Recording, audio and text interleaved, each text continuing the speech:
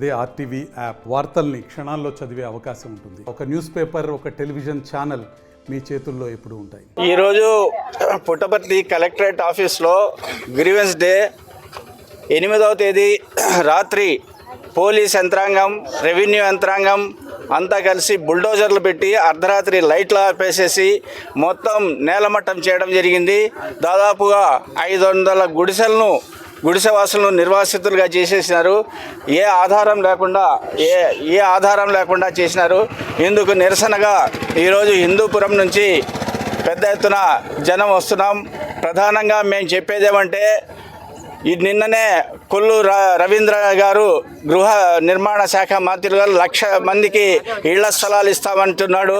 ఆ 1,00,000 ఇళ్లలో ఈ 500 ఇండ్లు ఉన్నాయా లేదా అనేది మేము అడుగుతున్నాం. ఆ రకంగా ఈరోజు మొత్తం నిర్వాసితులు, వాళ్ళు చెరువు మునుకు సంబంధించిన వాళ్ళు, వీళ్ళందరూ కూడా ఇప్పుడు ఎక్కడ కూడా ఇళ్ళ బాడుగు లేకుండా అక్కడే రాత్రంతా కూడా అట్లే రోడ్డు మీద కాసుకునే పరిస్థితి ఉంది. అందుకని జిల్లా కలెక్టర్ గారికి మేము మనవి చేస్తున్నాం. మాకు పునరావాసం కల్పించి ఇళ్ళు నిర్మించాలా. జరిగిన నష్టపరిహారం సుమారు 2 కోట్లు ఉంది. ఆ 2 కోట్లను పునరుద్ధరించాలా. దీనికి బాధ్యులైన రెవెన్యూ అధికారులను తక్షణం ఈ విఆర్ఓను, ఎంఆర్ఓను సస్పెండ్ చేయాలా. పోలీస్ అధికారుల మీద చర్యలు తీసుకోవాలా అనే మెమోరాండంతో మేము ముందుకు పోతున్నాం.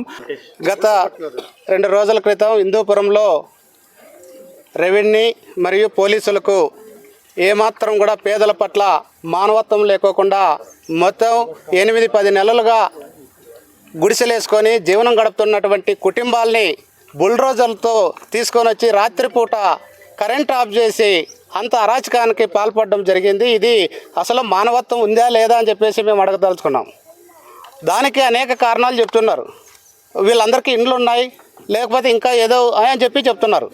నిజంగా వీళ్ళందరూ కూడా గత ప్రభుత్వం కానీ లేదా ప్రభుత్వాలు ఏవైనా మీరు అప్లికేషన్ చేసిన 90 రోజుల్లో మీకు ఇండ్లు ఇస్తామని చెప్పారు. మేమందరూ అప్లై చేసినాం. మరి అప్లై చేసినప్పుడు సంబంధించిన అధికారులు వాళ్ళకి తెలుస్తుంది కదా ఇల్లు ఉందా లేదా అని. మరి ఆ రోజు ఎందుకు దాన్ని ఇది లేదు అని చెప్పి క్యాన్సిల్ చేయలేదు? మేము అప్లై చేసినాం, అంతా చేసినాం. కలెక్టర్ అంటే కింద స్థాయి నుండి కలెక్టర్ వరకు ఇవన్నీ తెలియజేసినాం. అయినప్పటికీ కూడా వాళ్ళు పట్టించుకోకుండా గుడిసెలు వేసుకున్న 8 నెలల తర్వాత వచ్చి ఇంత అరాచకం పుకానికి పాల్పడడం అనేది ఇది సరైనటువంటిది కాదు. ఈరోజు మేము సామరస్యంగా మా నిరసన తెలియజేయడం కోసం, మా సమస్యలు కలెక్టర్ గారికి దృష్టికి తీసుకోవడం కోసం పోతుంటే మొత్తం ఎక్కడి నుండి కలెక్టరేట్తో నుండి ఇక్కడి వరకు ఎక్కడ ఏ సర్కిల్లో చూసినా 100 మంది పోలీసులు. మేమేమి రౌడీలు అనుకుంటున్నారా, లేకపోతే గుండాలు అనుకుంటున్నారా, మేమేం దొంగతనం చేసేకి వచ్చినారు అనుకుంటున్నారా?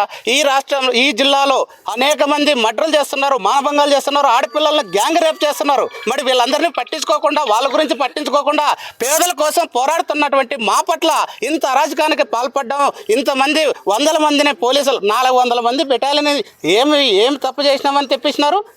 40-50 మంది సిఐలు, 30-50 మందికి పైగా ఎస్ఐలు. మా నాయకులు వస్తుంటే అనంతపురం నుండి వేరే మీటింగ్కి వస్తున్నాడు. ఈ ధర్నాకు కాదు, మీటింగ్కి వస్తాడు. కొచ్చెరువులో పట్టుకొని అరెస్ట్ చేశారు.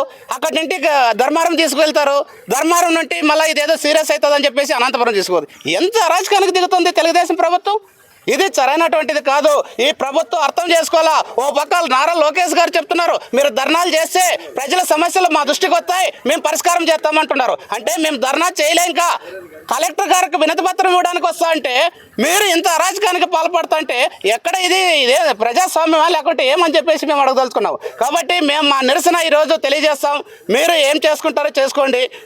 మా ప్రయత్నం మేము చేయదలుచుకున్నాం. మీరు అడ్డగిస్తే మాత్రం మా తీవ్రతని కూడా మేము చూపించాల్సి వస్తుంది అని చెప్పేసి ఈ సందర్భంగా హెచ్చరిక చేస్తాం. అడ్డుకుంటే ఎక్కడైతే అడ్డుకుంటే అక్కడ మేము ఆ రోడ్లో మొత్తం రాస్తారోకో లేదా రకరకాల మా ప్రయత్నం మేము చేయడానికి అక్కడే మా నిరసన తెలియజేస్తామని చెప్పేసి తెలియజేస్తాం. మరిన్ని వీడియోస్ కోసం ఛానల్ ని సబ్స్క్రైబ్ చేయండి. లేటెస్ట్ అప్డేట్స్ కోసం వాట్సాప్ ఛానల్ ని ఫాలో అవ్వండి. ఆ లింక్ డిస్క్రిప్షన్ లో ఉంది.